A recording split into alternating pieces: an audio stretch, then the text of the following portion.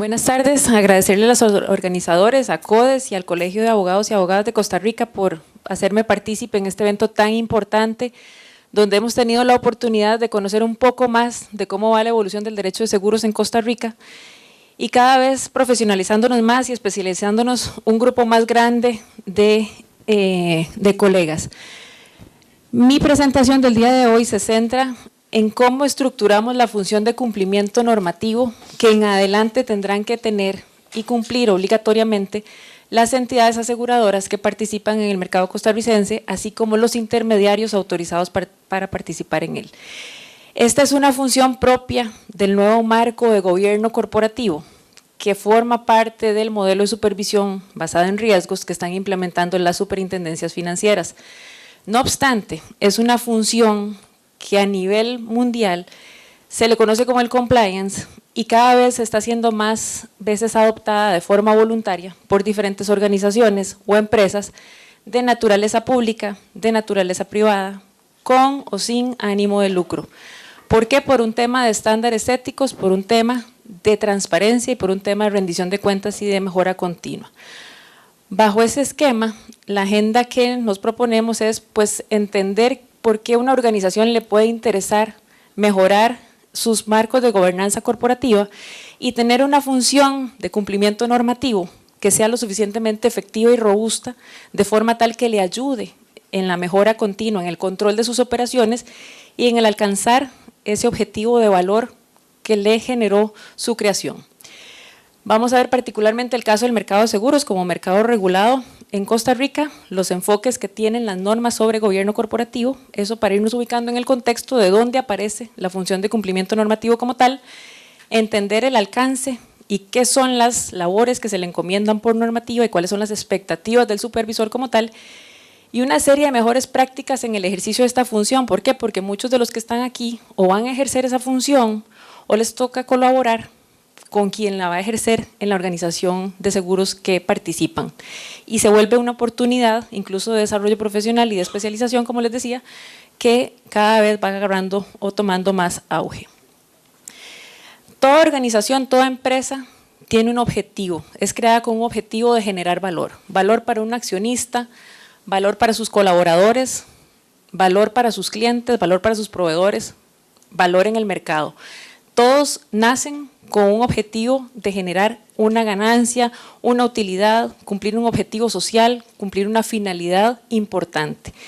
Para desarrollar y adquirir el logro de esos objetivos, se desarrollan una serie de procesos de negocio. Esos procesos de negocio van desde los procesos de gobierno corporativo, de decir cómo voy a estructurar yo mi empresa para alcanzar el objetivo que genera valor según mis intenciones, según mi finalidad de creación. Tengo unos procesos operacionales que me ayudan a desarrollar las actividades con las cuales yo voy a alcanzar el cumplimiento de esos objetivos de generación de valor y unos procesos de apoyo que sin ellos no podríamos ejecutar el resto. ¿Qué sucede? Que en el ejercicio de estos procesos yo me veo expuesta a riesgos. Toda actividad tiene un riesgo inherente y la actividad financiera per se, y más aún la de seguros, es inherente el tema de riesgos. Si no, nadie participaría en este mercado si no está dispuesto a asumir riesgos. Esa es la naturaleza del negocio en sí. Entonces nos enfrentamos a riesgos estratégicos, operacionales, financieros, regulatorios, técnicos y así la gama de riesgos según la actividad, el nicho de mercado, los productos que yo comercialice y la actividad que me interesa desarrollar para, vuelvo al tema del cumplimiento del objetivo con el cual fui creado. No se trata entonces de no asumir riesgo, no se trata de evitarlos, no se trata de cerrar los ojos y decir a mí no me va a pasar. Se trata más bien de identificarlos, de conocer cuáles son los riesgos inherentes a las actividades que yo desarrollo, de forma tal que yo pueda hacer una inteligencia de esos riesgos, una inteligencia de la gestión de esos riesgos y los pueda identificar, evaluar, ver cómo los voy a gestionar, cómo los voy a administrar, hasta dónde estoy dispuesto en mi organización a asumir riesgos, a aceptarlos, y cuál va a ser mi reacción, mi capacidad de decidir oportunamente si veo algún desvío del curso de acción que yo me había propuesto o más aún de la tolerancia al riesgo que yo me definí como máxima.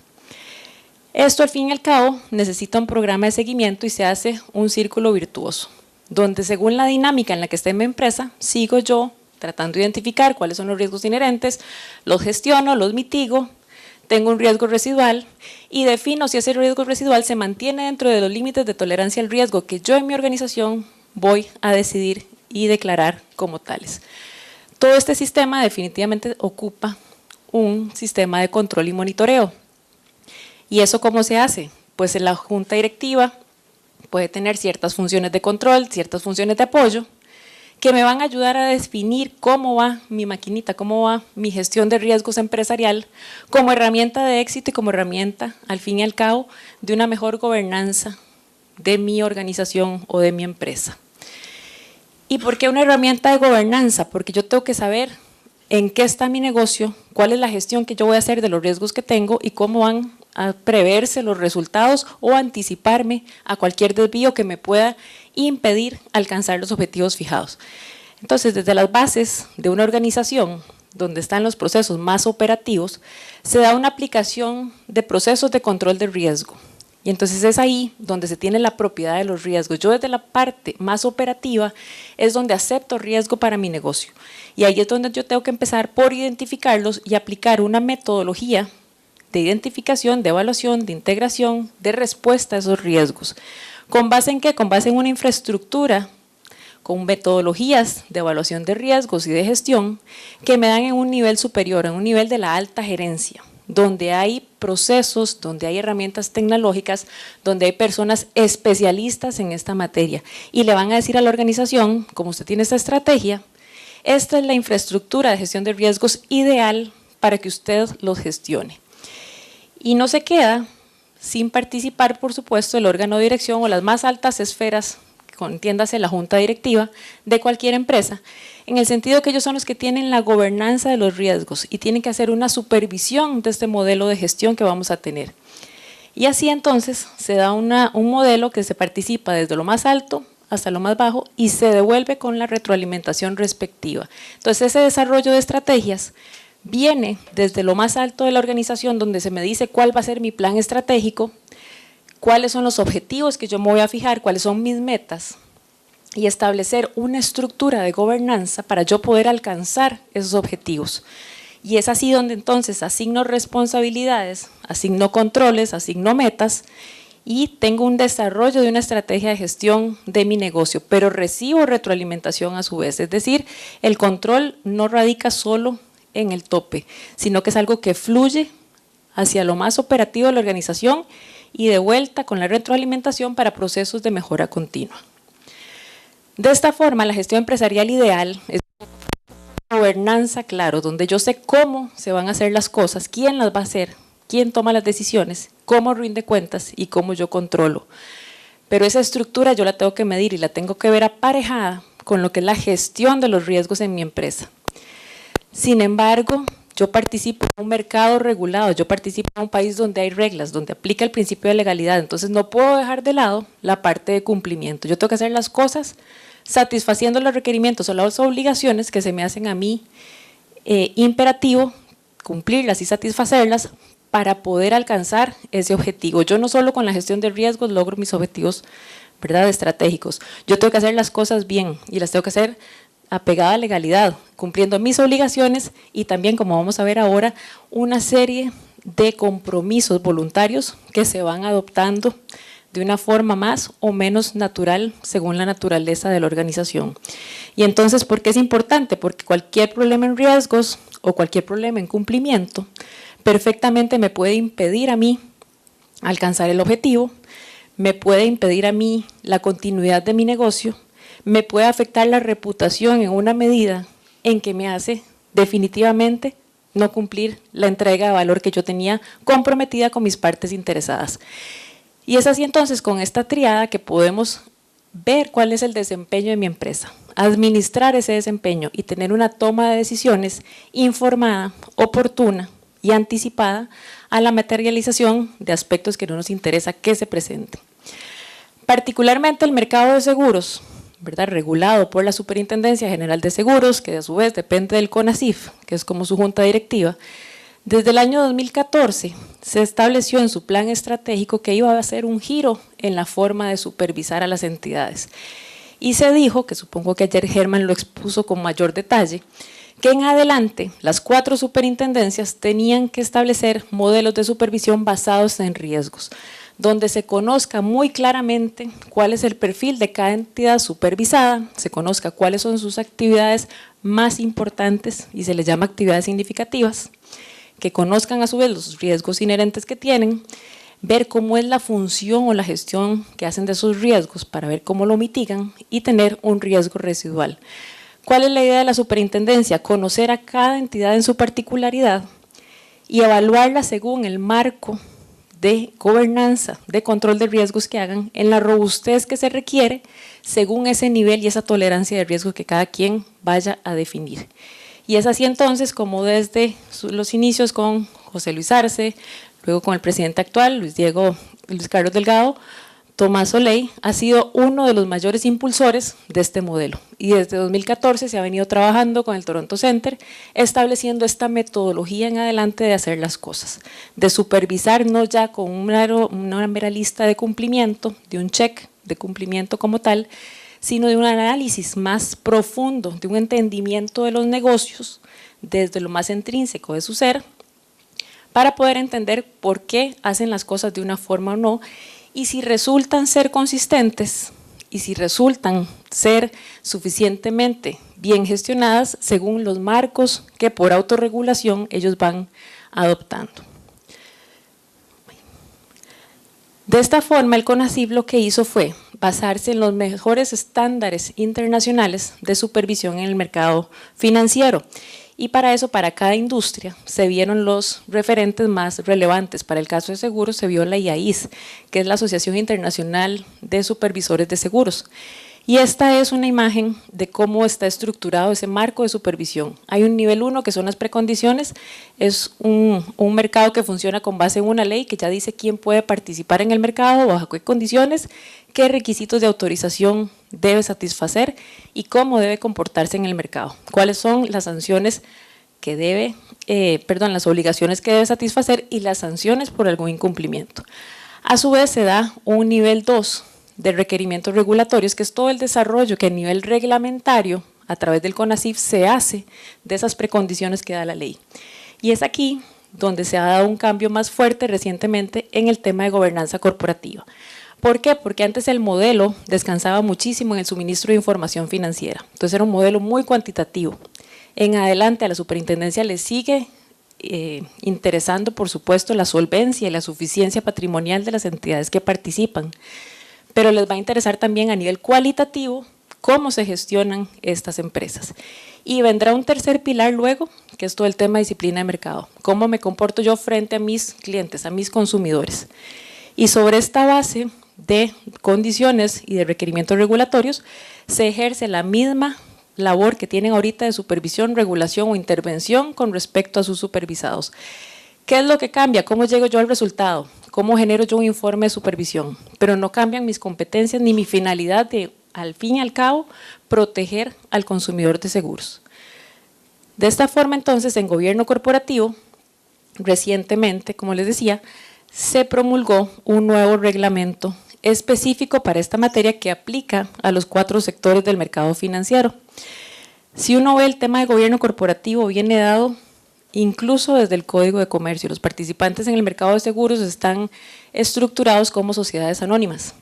Y ya el artículo 32 ter del Código de Comercio dice que toda sociedad anónima tiene que implementar buenas prácticas de gobierno corporativo.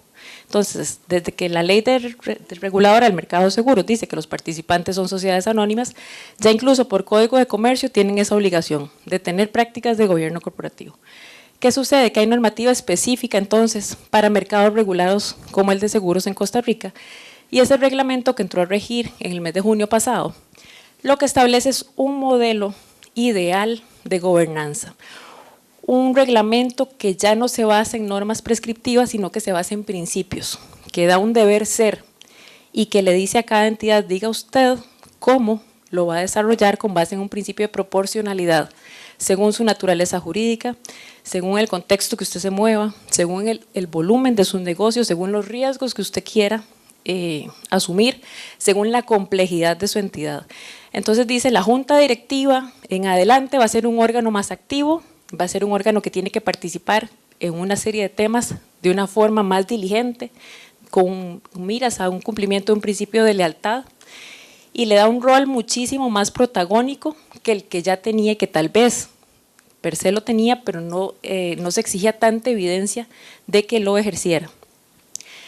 Le da para esas nuevas funciones apoyo en ciertos comités y se crean unos comités de apoyo donde participan algunos miembros de junta directiva, y le da un apoyo también a través de una serie de funciones de control. En esas funciones de control es donde se crea la función de control normativo. Y entonces ahí se explicita que la función de control normativo es la que le va a ayudar a la Junta a garantizarse que las cosas en la empresa se hacen conforme a legalidad. Y no solo conforme a legalidad, sino conforme a todos los instrumentos que vaya a adoptar este órgano de dirección en aplicación y acatamiento de los principios que encierra este reglamento. Particularmente para el mercado de seguros, la SUGESE emitió un reglamento específico para aseguradoras, donde desarrolla aún más el alcance que tienen que tener este tipo de instancias dentro del marco de gobernanza de una entidad aseguradora. Y ahí también se desarrolla y se explicita con mucho mayor detalle cuáles son las funciones o las obligaciones que debe asumir esta nueva figura de cumplimiento normativo.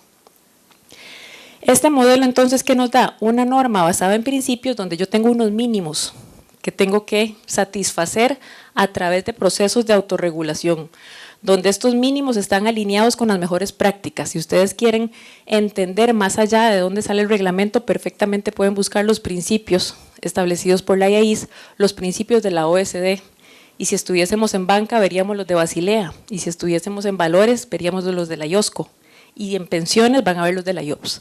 Todos son muy consistentes, muy concordantes, mantienen una línea, y por ello el reglamento puede salir tan sencillo como sale para los 4 sectores del mercado financiero. ¿Eso que les va a permitir? Ver cuál es el principio, cuál es el enunciado, entender qué es lo que espera el supervisor en el desarrollo de esos principios. Porque si ustedes leen el reglamento, vienen enunciados, vienen un deber ser.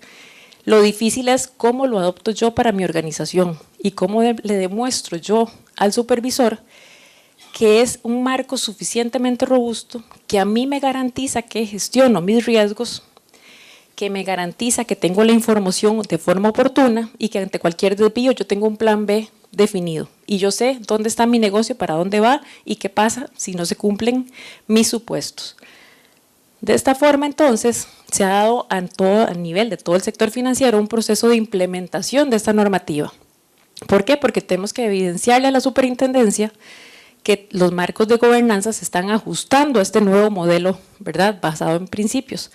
Y entonces en la fase de adopción se facilita en el sentido de que ya yo no tengo que ver cuál marco de gobernanza se me ajusta mejor. Yo ya tengo un benchmark, lo tengo dado en el reglamento. Lo que tenía que ver era ver qué brecha tenía entre el deber ser que quiere el reglamento y lo que tenía mi marco de gobernanza corporativa. Y a partir de ahí empezar la fase de implementación, que en mucho caso fue un tema de ajuste de instrumentos documentales, de códigos, de manuales. Si uno hacía un inventario de lo que me exigía a mí este reglamento de gobierno corporativo, son una veintena de documentos que tienen que pasar por la junta directiva. Entonces la producción documental es importante. ¿Qué es el reto ahora? Ponerlo en la práctica y cumplirlo, porque redactarlo era complejo, era difícil, había que revisar procesos, había que sentarse con todo el mundo a coordinar, explicarle a la junta directiva cuál va a ser su rol, la alta gerencia empezar a asumir nuevas funciones de control que no existían, comités que había que estructurar y reglamentar, y así sucesivamente una serie de cuestiones que teníamos que implementar en nuestro nuevo modelo de gobierno corporativo. Ahora vendrá esa fase de cumplimiento que necesariamente voy a tener que poder evidenciar en la práctica que lo que yo digo que hago es lo que en realidad sucede y que todos en la organización tengan el mismo lenguaje y una misma cultura de gobernanza corporativa, porque desde el momento en que todos respondan diferente o se vea que se preparan para la foto que les va a venir a tomar la SUGESE, todo se va a ver totalmente débil. Y entonces ante esa inconsistencia, ¿ellos qué van a hacer? Ponerles una calificación de riesgo. Y esa calificación de riesgo los hace a ustedes caer en 5 categorías posibles de riesgo, valga la redundancia. ¿Qué implica estar en cada categoría? Que ellos tienen una serie de herramientas de intervención, de pedir cuentas, de tener mayor intensidad en la supervisión. Y para ponerles un ejemplo, tan solo estando en la categoría 2 del riesgo, ya les pueden hacer un requerimiento adicional de capital. Entonces, todo esto tiene una serie de relevancias que, aparte de mejorar el control interno de mi organización y el control de mis operaciones, puede tener un impacto a nivel regulatorio y a nivel sancionatorio. ¿Y eso en qué impacta? No solo me impacta a nivel financiero, sino me impacta en mi reputación, en mi relación con los clientes, en la confianza que me tienen y en la transparencia hacia el mercado. Este modelo de gobernanza se basa en un concepto que son las 3 líneas de defensa.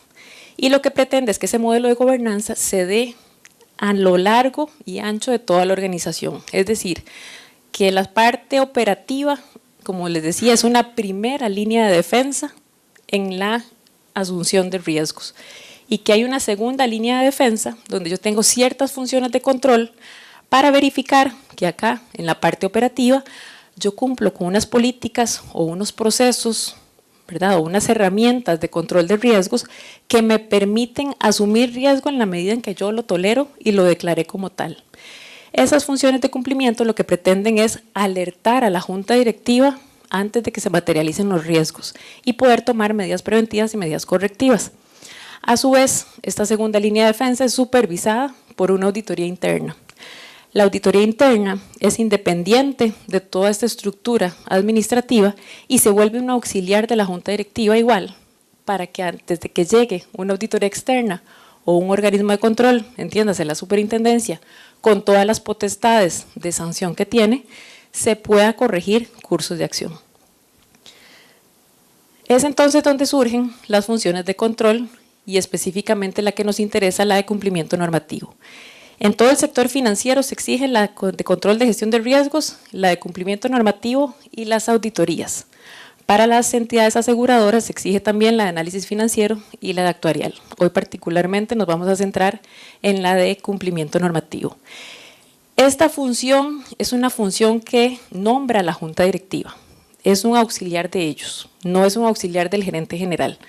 Si hay algo claro en este modelo de gobernanza corporativa, es que la estrategia la tiene la junta y la operativa la tiene la gerencia. Ningún gerente tiene que estar nada haciendo, tomando decisiones de estrategia, ni dando lineamientos, ni ninguna miembro de junta directiva tiene que estar haciendo labores operativas, ¿verdad? En el cumplimiento o en la persecución de esos objetivos. Entonces la junta directiva dice, yo tengo aquí a mi staff de control y tengo un cumplimiento normativo específico que es independiente de las áreas operativas. ¿Por qué? Porque si no sería juez y parte, porque va a ir a supervisar que todas las partes operativas, en el nivel que habíamos visto de gestión, satisfagan los procesos y verificar que esos procesos son suficientes para controlar riesgos y verificar que se cumple a cabalidad con el ordenamiento jurídico y con todas las obligaciones que eso conlleva, pero también con todos esos compromisos que les decía de autorregulación que nosotros nos impusimos. Esa función entonces tiene una independencia sumamente fuerte de las áreas operativas. Depende exclusivamente de la junta directiva. La junta directiva es la que tiene que darle estructura, tiene que darle recursos, tiene que darle autoridad, porque si no le das autoridad, ¿cómo entonces llega esa función de control a pedirle cuentas a todas las áreas operativas? Como área operativa se van a ver sujetos a diferentes focos de supervisión, cada quien dentro del rol que le corresponde, y por eso es que el marco de gobierno corporativo es muy importante verlo con la seriedad del caso, porque si no se van a llenar de registros y de controles, que no se va a saber quién controla qué y quién hace qué. Tiene que estar muy claro el rol, muy claro la responsabilidad y muy claro qué producto va a generar y para quién es insumo en esa gestión.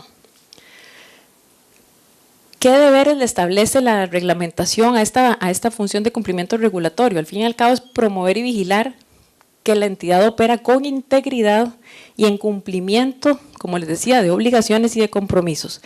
Vemos aquí un factor importante que se habla de integridad, es decir, entra aquí el factor ético como sumamente preponderante. No es solo cumplir la ley por cumplirla, es entender que hay una cultura de gobierno corporativo, una cultura de control, una cultura de gestión de riesgos en toda la empresa como tal, que hay un compromiso de hacer bien las cosas. ¿Y por qué un compromiso? Porque tenemos un objetivo de generar valor a nuestros consumidores, a nuestros proveedores, a nuestros socios, a las partes interesadas que cada quien le corresponda. Y ahí es entonces donde tiene funciones de orientación, funciones de documentación de las políticas de cumplimiento que van a establecer, es un punto de contacto para consultas en la aplicación de la normativa que rige, de capacitación, de anticiparse a ver qué cambios vienen en la normativa que me puedan afectar mi negocio. Es una función de asesoría, de evaluación regular y de reporteo a la junta directiva. Esta función la pueden encontrar desarrollada en el principio 7 de AIS, de Gobierno Corporativo, en el artículo 37 del Reglamento de Gobierno Corporativo y el 24 del Reglamento Específico de la SUGESE. ¿Y qué es en sí esta función? Esta función, como les decía, es la que verifica o la que vela porque cumplamos obligaciones y compromisos, pero siempre haciéndola sostenible a través de la cultura que hay en la organización y la actitud de cada quien que está en ella. Porque esté la obligación, yo no tengo garantía que se vaya a cumplir. Porque tenga yo la adopción de mejores prácticas, tampoco tengo garantía que se vaya a cumplir. Yo tengo que tener el convencimiento de que esa es la mejor forma de hacer las cosas en mi empresa, porque estoy convencido que voy a cumplir una finalidad, de que lo mío contribuye dentro del proceso de gestión para realizar una actividad que me va a permitir a mí generar valor. Y es ahí entonces donde ese engranaje se hace más fuerte todavía y más necesario, donde el marco regulatorio es intensivo y eso pasa prácticamente en todas las industrias. Y en esta industria particularmente estamos sujetos a mucha regulación. Y si ustedes ven las agendas regulatorias de los supervisores, son bastante frondosas, por decirlo así. Viene todavía mucha normativa que revisar. ¿Y por qué? Porque tenemos que ajustarla a este modelo basado en principios, a este modelo de supervisión basado en riesgos, donde ya yo no hago nada con normas prescriptivas, donde cada quien, según la gestión de riesgos que haga, va a decir cómo va a enfrentar esos riesgos, hasta dónde los va a tolerar y cómo los va a gestionar. ¿Y por qué es importante tener esta función? Para evitar ese riesgo de reputación y el riesgo de perder la continuidad en el negocio. Esta función ha evolucionado en el tiempo. En un principio se le veía como el mero cumplimiento de normas. Tiene una política, check, cumplió.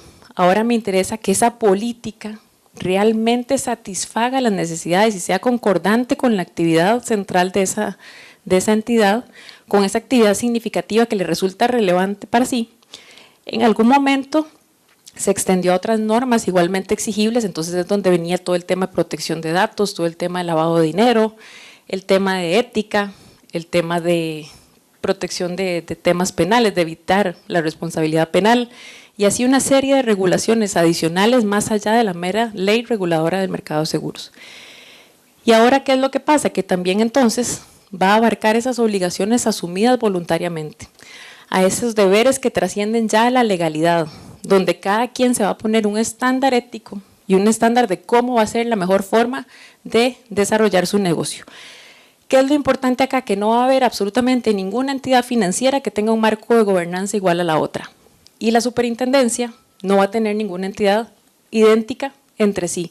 ¿Por qué? Porque no todas se dedican al mismo negocio. Sí están en la misma industria, pero no todos venden los mismos productos, no todos atienden los mismos nichos de mercado, no todos tienen la misma estrategia de negocio, no todos tienen la misma junta directiva, ni necesariamente la misma escala de valores, ni necesariamente la misma tolerancia al riesgo. De ahí que esto se hace totalmente personalizado y los supervisores se van a hacer especialistas en cada una de las entidades que supervisan, porque los van a conocer tanto como ustedes se conocen.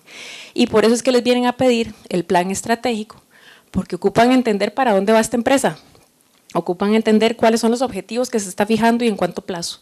Y yo ocupo entender que todas las actividades que están desarrollando de verdad se encaminan a la consecución de esos objetivos y que son consistentes, porque si los veo vendiendo por allá un producto, cuando el objetivo estratégico era una meta en otro, no veo entonces la consistencia entre la parte gerencial, perdón, la parte estratégica y la parte operativa. Esta parte operativa no me está respondiendo a lo que le interesa realmente a la Junta. Entonces, esa concatenación lógica es lo que a la superintendencia le va a interesar de gran manera.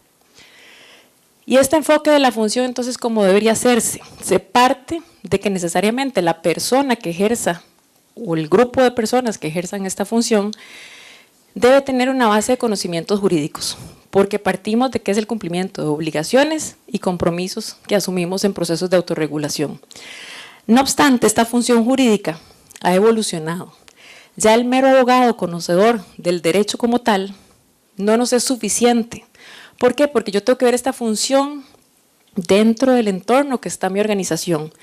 Es un abogado que tiene que entender la materia organizativa. ¿Por qué? Porque tiene que entender en qué está la empresa. Tiene que entender quién hace qué en la empresa para poder entender cuáles son los riesgos de cumplimiento que tiene esa actividad como tal en la generación de esa cadena de valor.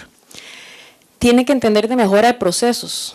¿Por qué? Porque tenemos que hacer recomendaciones de cómo irnos ajustando, de cómo enderezar el camino, de forma tal que el objetivo de negocio no se me vea truncado por un tema de incumplimiento regulatorio. Tengo que ver cómo los hago, ¿verdad?, converger y cómo apoyo en temas regulatorios una estrategia de negocio que le interesa a la empresa, o si del todo es ilegal o si del todo es imposible hacerla, advertirlo para evitar un problema o una materialización de un riesgo de cumplimiento que pueda traer al traste toda la estrategia de la organización.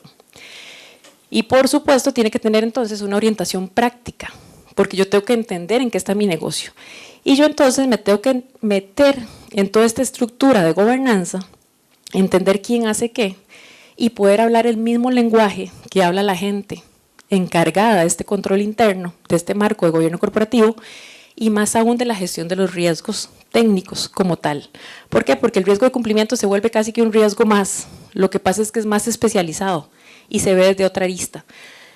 ¿Qué es lo que pasa con el riesgo de cumplimiento? Yo no puedo tener una tolerancia al riesgo de cumplimiento, yo no puedo tener un apetito específico, yo no puedo decir voy a atender el 50% de mi requerimiento ético, yo lo cumplo o no lo cumplo, ¿verdad? O cumplo la norma o no la cumplo, yo no puedo medio cumplir un artículo, ¿verdad? Entonces, ahí es donde se hace diferente el análisis y el abordaje que yo tengo que hacer dentro de este rol de control en mi organización. Y para eso entonces hay estándares internacionales también que nos guían en cómo estructurar esta función. A uno le dicen, bueno, ¿cómo estructuro la función de cumplimiento normativo? ¿Qué hago? Reviso la ley y verifico, artículo 1, check, sí lo tenemos. No se trata de eso, se trata de entender el entorno en el que está la empresa, entender, identificar los problemas que tiene, en qué contexto se desenvuelve, cuál es la identificación de los requerimientos de terceros, o sea, surge porque los socios, cuál es el objetivo que tenían los socios cuando dijeron pongamos una aseguradora en Costa Rica y vamos a atender a estos clientes. Bueno, ¿quiénes son mis clientes? ¿Qué es lo que esperan de mí? ¿Por qué me buscan como compañía aseguradora? Tengo que entender cuáles son los principios de gobernanza que van a inspirar a mi compañía. Entonces tengo que conocer todo este marco de gobierno corporativo que desarrollaron en cumplimiento de estos principios que me dio el reglamento y específicamente el de su SUGESE. De esta forma yo tengo que, como función de cumplimiento normativo, determinar cuál va a ser el alcance de mi modelo de verificación de sistema de gestión de cumplimiento, como se le llama. Establecer una política de compliance que venga desde la junta directiva, es decir, que venga desde los más altos niveles, porque yo ocupo que todo el mundo se comprometa en la organización a cumplirlo y a ejecutarlo. Tengo que identificar cuáles son las obligaciones y los compromisos que me aplican en esta empresa. Para ello tengo que hacer un inventario.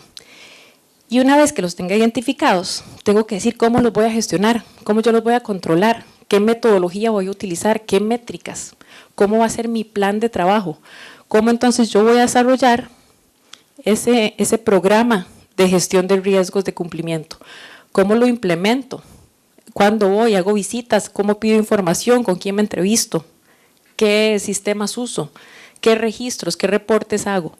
¿Por qué? Porque yo tengo que hacer una evaluación y un reporte de cumplimiento a la Junta, porque eso va a ser una retroalimentación para que ellos puedan mantener y monitorear, ¿verdad?, su toma de decisiones. Y entonces se vuelve, como decíamos, un círculo de mejora continua siempre, un tema que está dinámico, que siempre está acorde con el enfoque del negocio que se le esté dando.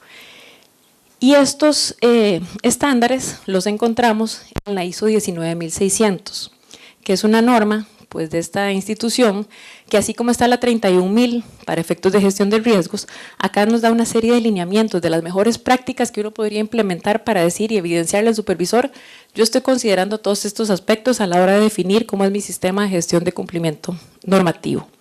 La superintendencia no exige esto, el reglamento no lo establece, pero es una guía muy válida, así como pueden encontrar en la web otra serie de estándares de Alemania, de Gran Bretaña, de Estados Unidos, donde las prácticas o las funciones de compliance son muchísimo más desarrolladas que acá. ¿Y cuáles podrían ser el resumen de esas mejores prácticas? Lo primero es conocer la empresa a fondo. ¿Por qué? Porque yo ocupo definir el alcance de cuál va a ser mi sistema, del sistema de gestión de cumplimiento de mi institución. Entender ese contexto y entender cómo aplico el principio de proporcionalidad al modelo de cumplimiento que yo vaya a definir, tener muy clara siempre y no dejarlas de lado las expectativas de las partes interesadas, conocer muy claramente las unidades funcionales que hacen, cómo es ese modelo de procesos que se da en una organización y cuál es el objetivo que cada una de estas áreas funcionales tiene para verificar los riesgos y qué obligaciones, requisitos y compromisos tengo yo que definir. El liderazgo, porque tiene que venir desde lo más alto, ese compromiso tiene que venir dado desde la junta directiva. La junta directiva establece esa función, le da autoridad, le da independencia, como lo comentamos, y a nivel de la organización establece toda una cultura de rendición de cuentas, que sepan que todos tienen que estar casados, por decirlo así, con el tema del cumplimiento regulatorio. Se hace una definición de objetivos, una estructura para desarrollar esta función y se da una función de supervisión por parte de la junta directiva. La junta directiva le va a pedir cuentas al que desarrolla esta función. ¿Por qué? Porque es su herramienta de verificación de que las cosas se hacen apegadas a legalidad. Tiene que haber una definición de roles y responsabilidades. ¿Quién hace qué en la organización? ¿Cómo es esa estructura? ¿Qué tanta gente me van a dar? ¿Cuál es el perfil de la persona que va a desarrollar esta función? ¿Qué responsabilidades? ¿Hasta dónde llega la responsabilidad de la junta directiva? ¿Hasta dónde llega la de esta función? ¿Hasta dónde llega lo de las áreas operativas en el sentido de que tienen que suministrar información, dar retroalimentación? Y cada quien, claro, en su rol y sus responsabilidades, lo que me permite a mí es aplicar las consecuencias ante un eventual incumplimiento. Y tengo que yo entonces tener, como les decía, una nueva dimensión de esta función. Yo tengo que tener definitivamente una metodología de gestión de riesgos. Con la metodología que ustedes se sientan más cómodos, con las herramientas tecnológicas que les sean más útiles y más acordes a la naturaleza del negocio, pero definitivamente tienen que tener un plan de acción con una función sinérgica con el tema de gobernanza, con el tema de gestión de riesgos y con el tema de cumplimiento. El perfil o las competencias que tiene que desarrollar quien ejerce esta función tiene que estar basado en ciertos esquemas de preparación académica o de experiencia o de entrenamiento o capacitación adicional que defina la junta directiva. Entre más compleja sea mi organización, más actividades yo desarrolle, definitivamente tengo que estar en capacidad de conocer no solo las normas, sino también el negocio de mi empresa, el contexto en el que está, el mercado, para dónde va, cómo están los indicadores. Y tiene que tener ciertas habilidades de comunicación, de persuasión, de presentación de datos, de análisis, de sistematización de la información, porque tendrá comunicación hacia abajo con las áreas operativas, porque les tendrá que supervisar, pero también hacia arriba la junta directiva, quien le tendrá que rendir cuentas. Y por ende tiene que tener una formación y una sensibilización que le permita entender esa cultura organizacional y poder detectar oportunidades de mejora y poder entonces enmarcarse en ese entorno, en esa industria, en ese negocio para el ejercicio de su función. ¿Qué se ocupa? Una cultura, como les decía, compromiso con la gobernanza corporativa y con el tema de cumplimiento regulatorio como tal.